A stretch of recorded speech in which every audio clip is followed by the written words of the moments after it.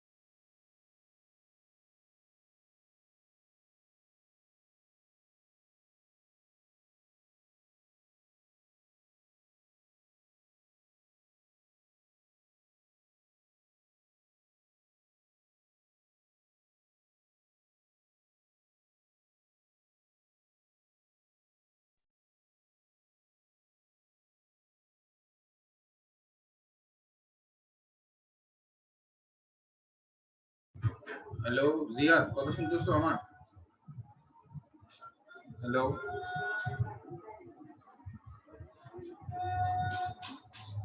Hello Ziyad hello ওয়ালাইকুম আসসালাম জিয়াদ কথা শোনা যায় আমার सर यस सर মানে আমার কথা কি শোনা যাচ্ছে নাকি বেজে বেজে আসছে जी सर কথা ভেঙে ভেঙে আসছে তাই না सर শোনা যাচ্ছে না স্যার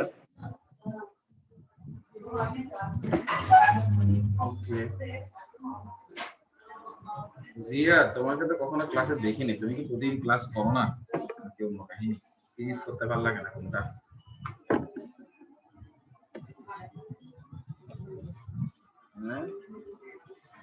নাকি ফিজিক্স ক্লাস করতে ভালো লাগে না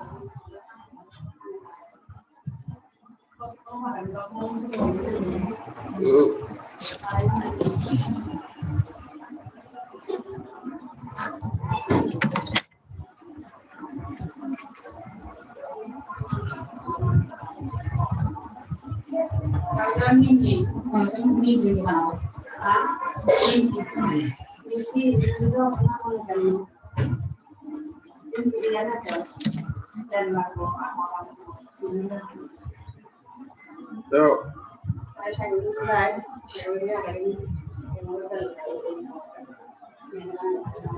সেদিন অধ্যায় 12 নিয়ে পড়াইছিলাম, আজকে অধ্যায় 12 হচ্ছে আমরা এন্ডিংটা পড়বো আর কি, যে অধ্যায় 12 লাস্ট থেকে কি হচ্ছে না হচ্ছে। তো অধ্যায় 12 লাস্ট আমাদের অধ্যায় 12 সেদিন আমরা হচ্ছে কি তড়িৎ চুম্বক আবেশ নিয়ে পড়ালেখা করতেছিলাম। তো তড়িৎ চুম্বক আবেশ শেষ হয়ে গেছিল আমাদের। তড়িৎ চুম্বক আবেশের পরে যেটা আসে সেটা হচ্ছে কি মোটর, বা তড়িৎ মোটর বলতে কি বোঝায়, তড়িৎ মোটর। তো তড়িৎ মোটরের কাজটা কি? তড়িৎ মোটরের কাজটা হচ্ছে, তড়িৎ মোটর হচ্ছে কি যান্ত্রিক শক্তিকে তড়িৎ শক্তিতে রূপান্তরিত করে, ঠিক আছে? তড়িৎ মোটর হচ্ছে কি তড়িৎ শক্তিকে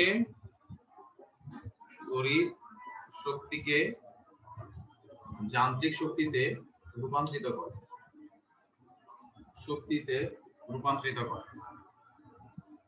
ঠিক আছে?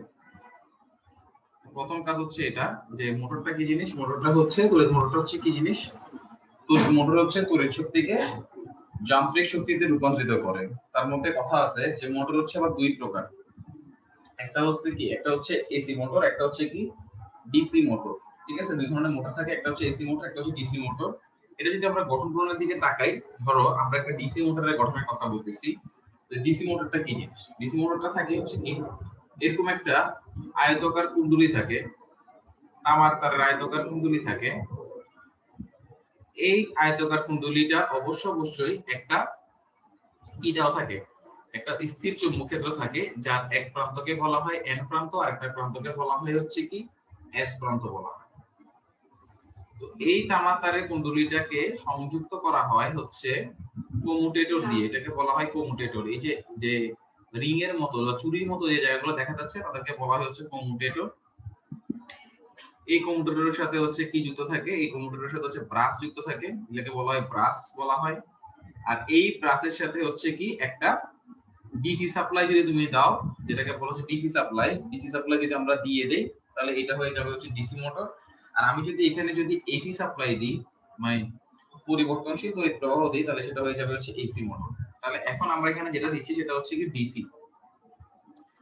তাহলে ডিসি সাপ্লাই দিলে এখন এখানে যেটা সুইচ থাকে, যদি আমরা সুইচ অন করি, সুইচ অন করার পরে তড়িৎ প্রবাহ এদিকে গিয়ে এই হচ্ছে কি ব্রাশের মধ্যে দিয়ে কমিউটেটর দিয়ে এই তারের মধ্যে দিয়ে প্রবাহিত হবে। মাথায় রাখতে হবে ব্রাশের সাথে কমিউটেটরের সংযোগটা হচ্ছে কি আলাদাভাবে লাগানো, অর্থাৎ এটা একেবারে যে মানে এই যে মানে এটা ঘুরতে পারবে, অর্থাৎ এই জায়গাটা ঘুরতে পারবে, কিন্তু হচ্ছে কি এই ব্রাশটা কিন্তু ঘুরবে না, কিন্তু এটার সাথে একটা সংযোগ লাগবে, ঠিক আছে কিনা? অর্থাৎ এটার সাথে এটার একটা সংযোগ লাগানো থাকবে, বাট এটা আর এটা একসাথে মুভ করবে না, অর্থাৎ ব্রাশ আর কমিউটেটর একসাথে মুভ করবে না, জাস্ট কমিউটেটরটা ঘুরতে পারবে কিন্তু ব্রাশটা ঘুরবে না, এটা মাথায় রাখতে হবে। তো যখন এই তারের মধ্য দিয়ে যখন তড়িৎ প্রবাহিত হবে তখন কি হবে, তড়িৎ প্রবাহটা এদিকে যাবে, তারপর আবার এদিক দিয়ে ফিরে আসবে। এখন এই চৌম্বক প্রবাহের দরুন এবং হচ্ছে কি তারের মধ্য দিয়ে যেহেতু তড়িৎ প্রবাহিত হয়, তাহলে তারের মধ্য দিয়ে তড়িৎ প্রবাহের ফলে একটা চৌম্বক ক্ষেত্র তৈরি হয়। তো এখানে হচ্ছে কি দুইটা চৌম্বক ক্ষেত্র তৈরি হয়। প্রথমে হচ্ছে একটা স্থির চৌম্বক ক্ষেত্র, যেটা হচ্ছে এন এবং এস এর একটা স্থির চৌম্বক ক্ষেত্র, আর হচ্ছে কি তারের মধ্য দিয়ে তড়িৎ প্রবাহের ফলে আরো একটা চৌম্বক ক্ষেত্রের সৃষ্টি হয়। এই দুইটা চৌম্বক ক্ষেত্রের প্রবাহের দরুন এই তারটা মানে এই আর্মেচারটা একটু ঘুরে যায়, বা জাস্ট একটু করে কি হয়ে যায়, ঘুরে যায়, ঠিক আছে কিনা? জাস্ট একটু দিয়ে যায়, ঘুরে যায়। তাহলে ঘুরে গেলে কি হবে? ঘুরে গেলে হয় কি যে এই প্রান্তটা এভাবে ঘুরে আর এই প্রান্তটা নিচের দিকে নেমে আসে। তাহলে এভাবে কি হয়, তড়িৎ প্রবাহের ফলে এই যে আমার যে আর্মেচার কুণ্ডলীটা সেটা ঘুরতে থাকে, আর এটা যদি ঘুরতে থাকে তাহলে ঠিক এটার কারণে ফ্যানটা একটা গতিশক্তি লাভ করে, যার কারণে ফ্যান ঘুরতে পারে। বা যে সকল জায়গায় মোটর ইউজ করি, যেমন আমরা হচ্ছে গাড়ির ক্ষেত্রে মোটর ইউজ করি, তাহলে গাড়ির ক্ষেত্রে ঠিক মোটরটা এইভাবে কাজ করে। তাহলে এটাই ছিল হচ্ছে মোটরের মেকানিজম, যে হ্যাঁ সে তড়িৎ শক্তিকে একটা যান্ত্রিক শক্তিতে পরিণত করতেছে, যে মোটরের মাধ্যমে এই তড়িৎটাকে কাজে লাগিয়ে আমরা যন্ত্রটাকে ঘুরাইতে পারতেছি। এটাই ছিল হচ্ছে কি তড়িৎ মোটরের হচ্ছে মেকানিজম, ঠিক আছে কিনা? এরপরে চলে যদি এসে আছে আমরা জেনারেটর ঠিক কাছাকাছি একটা জিনিস। জেনারেটর, তো জেনারেটরের কাজটা কি? উল্টাটা। জেনারেটরের কাজ হচ্ছে উল্টা, অর্থাৎ জেনারেটর হচ্ছে কি যান্ত্রিক শক্তিকে যান্ত্রিক শক্তিকে তড়িৎ শক্তিতে রূপান্তরিত করে। ঠিক আছে, তড়িৎ শক্তিতে রূপান্তরিত করে, রূপান্তরিত করে। তাহলে জেনারেটর কাজ হচ্ছে উল্টোটা, যে জেনারেটর হচ্ছে কি করে, যান্ত্রিক শক্তিকে তড়িৎ শক্তিতে রূপান্তরিত করে হচ্ছে জেনারেটর, আর মোটর হচ্ছে কি উল্টাটা, যে তড়িৎ শক্তিকে যান্ত্রিক শক্তিতে রূপান্তরিত করে। এটাই পার্থক্য মোটর এবং জেনারেটরের মধ্যে পার্থক্য। কিন্তু আরেকটা পার্থক্য আছে যে যন্ত্রটা সবকিছু ঠিকঠাক থাকবে, খালি এখানে হচ্ছে কি দেওয়া থাকবে, এখানে একটা রেজিস্ট্যান্স বা এটাকে বলা হবে লোড, এটাকে বলা হবে হচ্ছে কি LOAD, লোড। অর্থাৎ খেয়াল রাখতে হবে যে যখন আমরা কিন্তু বিয়ে বাড়িতে কিন্তু প্রায় সময় কিন্তু কি জেনারেটর দেখি, অথবা হচ্ছে বিভিন্ন বড় বড় যে ইন্ডাস্ট্রিয়াল জায়গাগুলো আছে ওইখানে কিন্তু আমরা জেনারেটর দেখি। কেন? কারণ জেনারেটর থেকে তড়িৎ উৎপন্ন করবা, সেই তড়িৎটা তুমি হচ্ছে কি তোমার কাজে লাগাবা। তাহলে তোমার এই কাজে লাগানোর জন্য যে সকল যন্ত্রপাতি তুমি ইউজ করতেছো, যে জায়গায় তুমি তোমার এই বিদ্যুৎটা ব্যবহার করতেছো, সেই জায়গাটাকে বলা হচ্ছে এখানে লোড। তাহলে জেনারেটর এর আগের ক্ষেত্রে কি ছিল, যে এর আগের ক্ষেত্রে এখান থেকে তড়িৎ প্রবাহ দেওয়া হয়েছিল, এখন এখান থেকে তড়িৎ প্রবাহ উৎপন্ন হয়ে কোথায় আসবে, এই লোডে আসবে। মানে উল্টা প্রসেস। আর একটা জিনিস কি, এখানের মধ্যে একটা হাতল লাগানো থাকে, এখানের মধ্যে একটা হাতল লাগানো থাকে, যে হাতলটাকে আমরা শেফট বলে থাকি বা শেফট বলে থাকি। হ্যাঁ, শেফট বা হাতল বলে থাকি এটাকে। এই হাতল দিয়ে হচ্ছে কি করে, এই হাতল দিয়ে হচ্ছে জেনারেটরটাকে ঘোরানো হয়। এখন বেসিক্যালি হচ্ছে যে আমি তো আর ঘোরাতে পারবো না, এটা অবশ্যই অন্য কোনো কিছু দিয়ে এটা ঘুরাতে হবে। যেমন হচ্ছে অনেক ক্ষেত্রে হয় কি, যে ওই যে দেখা যায় যে জেনারেটরের ভিতরে তেল থাকে, তেলটা বায়ু যখন সংস্পর্শে আসে, তখন তেল বায়ু সংস্পর্শে এসে বাষ্পে পরিণত হয়। তো ওই বাষ্পটা গিয়ে একটা টারবাইন থাকে, সেই টারবাইনটাকে ঘুরাতে থাকে। এই টারবাইনটা হচ্ছে এটা, এই টারবাইনটা ঘোরানোর কারণে হচ্ছে জেনারেটরটা ঘুরতে থাকে, আর জেনারেটরটা ঘোরার কারণে তড়িৎ প্রবাহ উৎপন্ন হয়। মাথায় রাখতে হবে তিনটা জিনিস। একটা হচ্ছে এটা বলা যেতে পারে এইভাবে করে যে এফএমসি, এটা মিস হচ্ছে বলা হয় ফাদার মাদার, তারপর বলা হয়েছে চাইল্ড। তাহলে ফাদার মাদার চাইল্ড মিন্স হচ্ছে ফাদার দিয়ে বুঝে হচ্ছে ফোর্স, মাদার দিয়ে বুঝে হচ্ছে ম্যাগনেটিক ফিল্ড, আর চাইল্ড দিয়ে বোঝানো হচ্ছে কারেন্ট। অর্থাৎ মাথায় রাখতে হবে যে যেখানে ফোর্স আর ম্যাগনেটিক ফিল্ড থাকবে সেখানে কারেন্ট উৎপন্ন হবে। মানে এই দুইটা যদি অ্যাপ্লাই করা যায়, বল আর হচ্ছে ম্যাগনেটিক ফিল্ড, তাহলে কারেন্ট উৎপন্ন হবে। আবার যদি এটা হয় ম্যাগনেটিক ফিল্ড কারেন্ট দেওয়া যায়, তাহলে ফোর্স উৎপন্ন হবে। অর্থাৎ যে কোনো দুইটা থাকলে বাকি একটা উৎপন্ন হবেই, এটা মাস্ট। তাহলে এখানে হাতল দিয়ে ঘোরানো মানে হচ্ছে হাতল দিয়ে ফোর্স দেওয়া হচ্ছে, আর এখানে একটা এই যে ম্যাগনেটিক ফিল্ডটা ছিল, এই যে NS, এটা হচ্ছে একটা ম্যাগনেটিক ফিল্ড। তাহলে যেহেতু আমি হাতল দিয়ে বল দিচ্ছি আর ম্যাগনেটিক ফিল্ড ছিল, তাহলে এখানে কারেন্ট উৎপন্ন হবে। ঠিক আছে কিনা? তাহলে কারেন্ট উৎপন্ন হয়ে কোথায় আসবে, লোডের মধ্যে আসবে, যেটা ছিল হচ্ছে জেনারেটরের প্রসেস। তাহলে মাথায় রাখতে হবে যে আমাদের মোটরটা কি করে, মোটরটা হচ্ছে কি কারেন্ট দেওয়া থাকে, ম্যাগনেটিক দেওয়া থাকে, ফোর্স পাই। ফোর্স মানে হচ্ছে কি যন্ত্রটাকে ঘোরানোর জন্য যন্ত্রটা অটো ঘুরতে থাকে, যেটা আমাদের মোটরটা ঘুরে। তাহলে মোটরটা হচ্ছে কি, মোটর হচ্ছে তড়িৎ শক্তিকে যান্ত্রিক শক্তিতে, আর জেনারেটর কি, জেনারেটর হচ্ছে তোমার কি কাকে, জেনারেটর হচ্ছে কি যান্ত্রিক শক্তি থেকে তড়িৎ শক্তিতে রূপান্তরিত করে। ঠিক আছে, উল্টোটা প্রসেসটা করে। তাহলে এটাই ছিল মোটর এবং জেনারেটরের কাজ। একটু শর্ট ভাবে শিখে নিবা, এগুলো পরীক্ষাতে আসে না, জাস্ট প্রসেসটা জেনে রাখাটা হচ্ছে ভালো। মানে হচ্ছে এমসিকিউ তে পারা যায়, এমসিকিউ অ্যানসার করা যায়, এটা হচ্ছে কথা। তারপর হচ্ছে সেকেন্ড হচ্ছে আমাদের, এরপরে হচ্ছে আমাদের ট্রান্সফরমারটা কি জিনিস আমরা দেখি।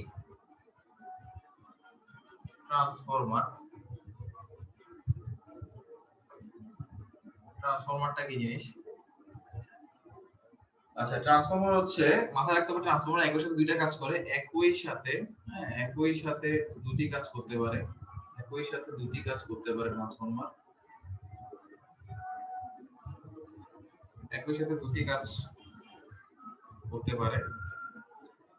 এটা হচ্ছে ট্রান্সফরমার হচ্ছে উচ্চ বিভবকে নিম্ন বিভবে পরিণত করতে পারে, নিম্ন বিভবে, এবং একই সাথে যেখানে উচ্চ বিভব থাকবে সেখানে নিম্ন তড়িৎ প্রবাহ থাকবে, এটা উচ্চ তড়িৎ প্রবাহে পরিণত হবে, তড়িৎ প্রবাহে পরিণত হবে। তাহলে ট্রান্সফরমার হচ্ছে কি করে? ট্রান্সফরমার হচ্ছে উচ্চ বিভবকে নিম্ন বিভবে এবং নিম্ন তড়িৎ প্রবাহকে উচ্চ তড়িৎ প্রবাহে পরিণত করে, ঠিক আছে কিনা?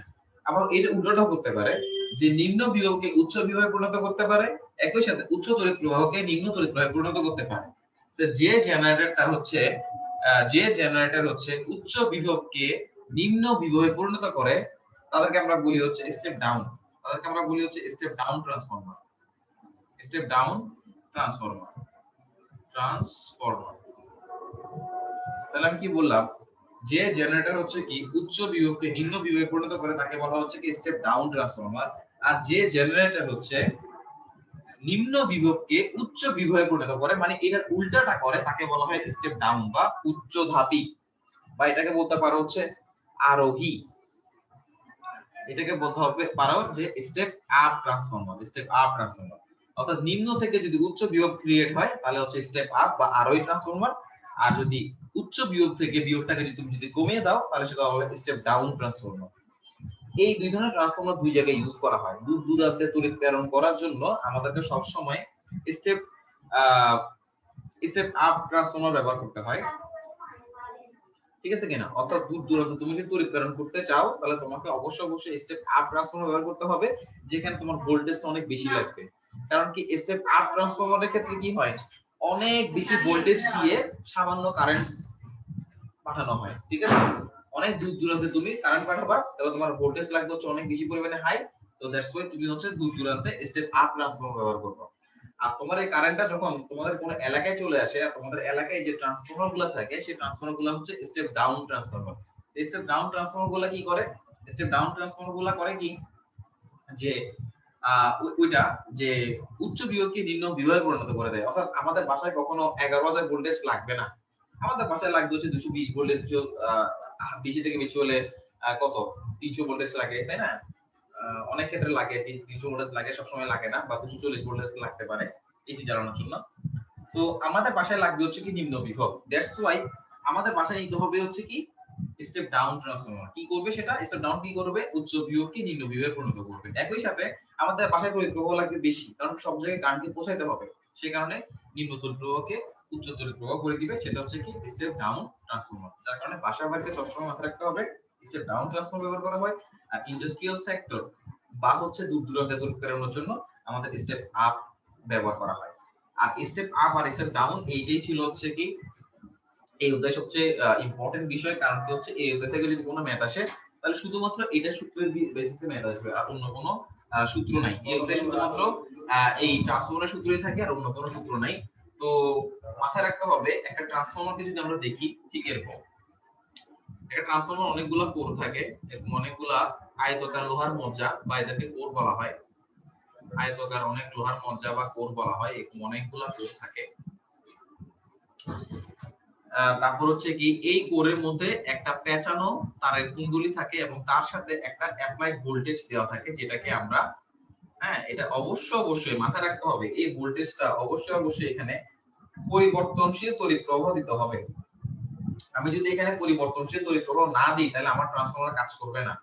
মাথায় রাখতে হবে ট্রান্সফরমারে দিতে হবে পরিবর্তনশীল তড়িৎ প্রবাহ, ট্রান্সফরমার থেকে তুমি আউটপুট হিসেবে পরিবর্তনশীল তড়িৎ প্রবাহ বা এসি কারেন্টই পাবা।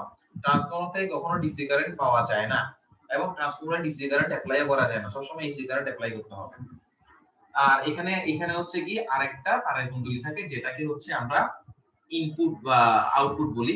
এটা হচ্ছে আউটপুট, এখানে মাথায় রাখতে হবে এটা আউটপুট বলি, এটাকে আমরা আউটপুট বলি, এটা হচ্ছে ইনপুট। তো এই ইনপুট ভোল্টেজটাকে বলা হয় হচ্ছে ইপি, আর এখানে তুমি যে আউটপুট ভোল্টেজটা পাবা সেটাকে বলা হবে ইএস।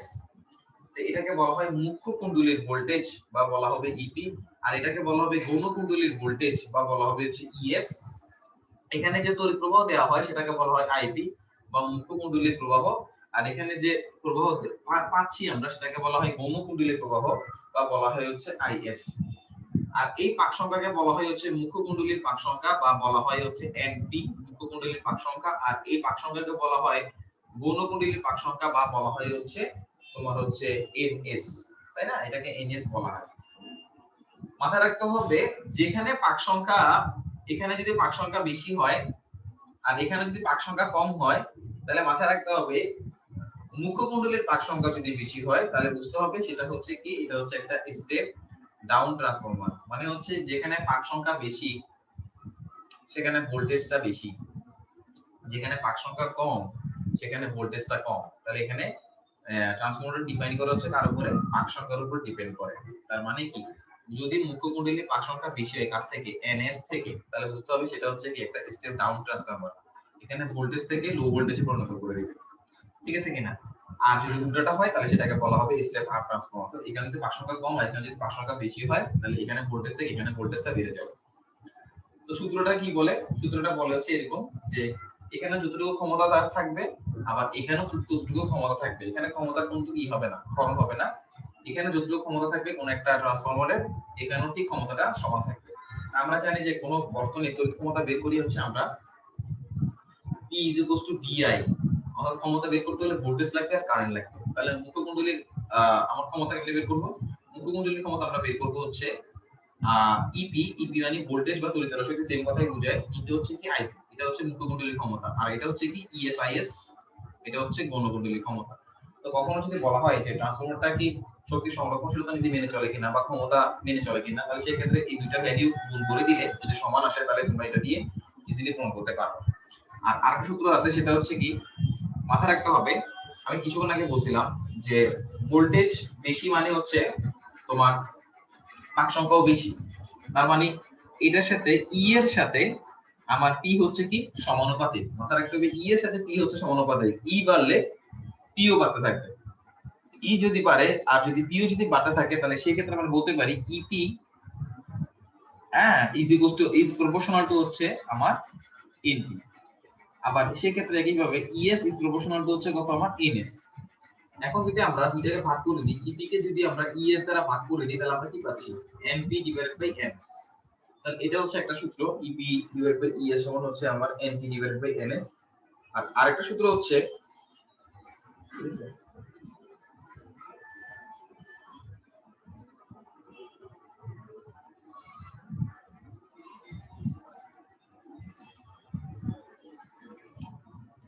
আর আরেকটা সূত্র হচ্ছে আমাদের IP divided by IS is equals to NS divided by NP. এটা হচ্ছে আমাদের 2 নম্বর সূত্র। তাহলে মাথায় রাখতে হবে এটা হচ্ছে একটা সূত্র নাম্বার 1 বলতে পারি ট্রান্সফরমারের জন্য, এটা হচ্ছে 2 নম্বর সূত্র, এটা হচ্ছে 3 নম্বর সূত্র, 3 নম্বর সূত্র। তাহলে মাথায় রাখতে হবে এই তিনটে সূত্র মাথায় রাখলেই হয়ে যাবে। এই তিনটে সূত্র দিয়েই হচ্ছে আমাদের সমস্ত ম্যাথমেটিক্স গুলো আসে, যে ট্রান্সফরমার থেকে যত ধরনের ম্যাথ পারা যায় সব ধরনের ম্যাথ হচ্ছে আমাদের এই সূত্র থেকে পাওয়া যাবে। এই সূত্রটা যদি আমরা পড়ি তো এই তিনটে সূত্র যদি পড়ি তখন হচ্ছে কি আমরা আমাদের ওতে 12টা কভার করতে পারবো। ওতে 12টা হচ্ছে এর বাইরে আর কোনো কিছু জানার নাই, মোটামুটি এগুলা পড়লেই হচ্ছে কি সবকিছু হয়ে যাবে। তো ওতে 12 তেমন কোনো প্যারা নাই। আর যে জায়গাগুলো ধর আমাদের আবারও পড়তে হবে, একটু আমি টপিকস গুলো একটু আবার লিখে দিই, টপিক বাই টপিকস লিখে দিই আবার যেটা যেটা পড়তে হবে। নাম্বার 1 হচ্ছে তড়িৎ প্রবাহের চৌম্বক ক্রিয়া, তড়িৎ প্রবাহের চৌম্বক ক্রিয়া, যত যে জায়গাগুলো ফোকাস দেওয়া লাগবে। তারপর হচ্ছে সলিনয়েড, তারপর হচ্ছে চুম্বকের প্রভাব, তড়িৎবাহী তারের উপর চুম্বকের প্রভাব, হ্যাঁ চুম্বকের প্রভাব, এটা পড়া লাগতে পারে। নাম্বার 4 তড়িৎ মোটর দিয়ে হালকা, আর এটা হচ্ছে কার্যনীতি বললে হচ্ছে হালকা করে, এত বেশি পড়া লাগবে না। তারপর হচ্ছে জেনারেটর, তারপর হচ্ছে ট্রান্সফরমার, ঠিক আছে, ট্রান্সফরমার হালকা বললে হচ্ছে। তারপর হচ্ছে কি ট্রান্সফরমার সংক্রান্ত কত কিছু ম্যাথ, হ্যাঁ এটা সংক্রান্ত কিছু গণিত করলেই হচ্ছে, আর বেশি কিছু পড়া লাগতেছে না। তাহলে এই অধ্যায়ের হচ্ছে এই টপিকস গুলো যদি আমরা করতে পারি তাহলে হচ্ছে কোথায় 12 সম্পর্কে জানা যাবে ভালো করে। হচ্ছে কি এই টপিকস গুলোকে ঘুরে ফিরে ভালো করে পড়লেই হয়, আর বেশি কিছু পড়া লাগে না, ঠিক আছে কিনা। তাহলে একটা ম্যাথ বলা যাক যে এখানে ম্যাথ গুলা কিভাবে আসতে পারে। তো এটা হচ্ছে কি এরকম আসতে পারে, ধরো বলা আছে এরকম যে একটি ট্রান্সফরমারে মুখ্য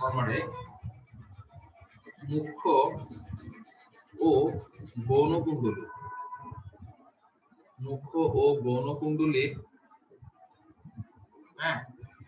পাক সংখ্যার অনুপাত হচ্ছে হলো বলে দিল পাক সংখ্যার অনুপাত বলে দিল হচ্ছে ধরো 1:10 ঠিক আছে কিনা, তোমাকে এটা বলে দিল। তাহলে তোমাকে এটা বললো যে এখানে গৌণ কুণ্ডলীর ভোল্টেজ, ঠিক আছে, গৌণ কুণ্ডলীর ভোল্টেজ 220 ভোল্ট হলে মুখ্য কুণ্ডলীর ভোল্টেজ কত?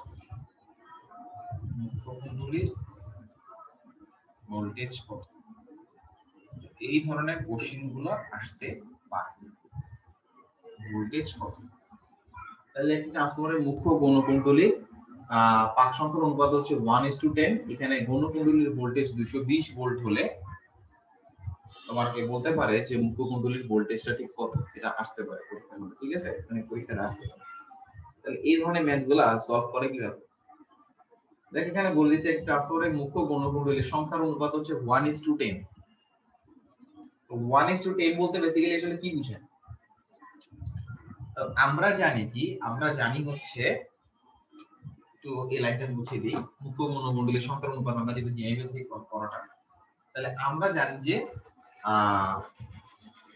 কুণ্ডলীর সাথে মানে কুণ্ডলীর পাক সংখ্যার সাথে ভোল্টেজের সূত্রটা হচ্ছে EP divided by ES is equal to বলছে NP ডিভাইডেড বাই NS। এখানে মুখ্য কুণ্ডলী এবং গৌণ কুণ্ডলীর পাক সংখ্যার অনুপাত বলছে 1:10, তার মানে এটাই তো 1:10, তাই না? তাহলে 1/10 মানেই তো 1:10 বুঝেন। তাহলে আমাদের EP বাই ES সমান আমরা কি পাচ্ছি? EP বাই ES সমান পাচ্ছি আমরা 1/10। আমরা লিখলাম এখানে EP বাই ES সমান আমরা লিখে ফেললাম 1/10। বলতে গৌণ কুণ্ডলীর ভোল্টেজ 220, তার মানে ES সমান কত? ES সমান 220। তাহলে ES সমান 220 হয়, তাহলে আমরা লিখলাম EP by 220 is equal to 1/10, তাই না? তাহলে আমাদের EP সমান কি আসছে? 220 by 10, that means 22 volt. 22 volt. কিছুক্ষণ আগে একটা কথা বলছিলাম, সেটা হচ্ছে পাক সংখ্যা যত বেশি হবে, যেমন কিছুক্ষণ আগে এখানে দেওয়া ছিল যে মুখ্য কুণ্ডলীর ভোল্টেজ আর গৌণ কুণ্ডলীর ভোল্টেজ পাক সংখ্যা এটা হচ্ছে NP ডিভাইড বাই NS। হ্যাঁ, মুখ্য কুণ্ডলীর পাক সংখ্যা ছিল 1 আর গৌণ কুণ্ডলীর পাক সংখ্যা ছিল 10। এখন আগে বলছিলাম যে ভোল্টেজ যত পাক সংখ্যা যত বেশি হবে ভোল্টেজ তত বেশি হবে।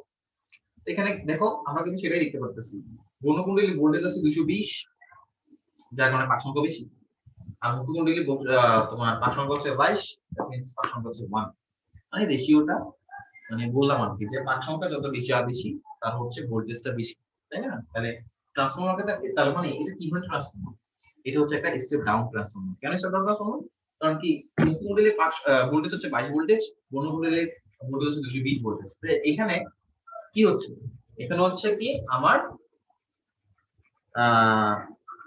নিম্ন বিভবকে উচ্চ কি এখানে, হ্যাঁ, নিম্ন বিভবকে উচ্চ বিভবে পরিণত করতেছে এই ট্রান্সফরমারটা। তাহলে এটা হচ্ছে একটা স্টেপ আপ ট্রান্সফরমার, যে নিম্ন বিভবকে উচ্চ বিভবে পরিণত করতেছে। হ্যাঁ, সরি, স্টেপ আপ, হ্যাঁ, স্টেপ আপ।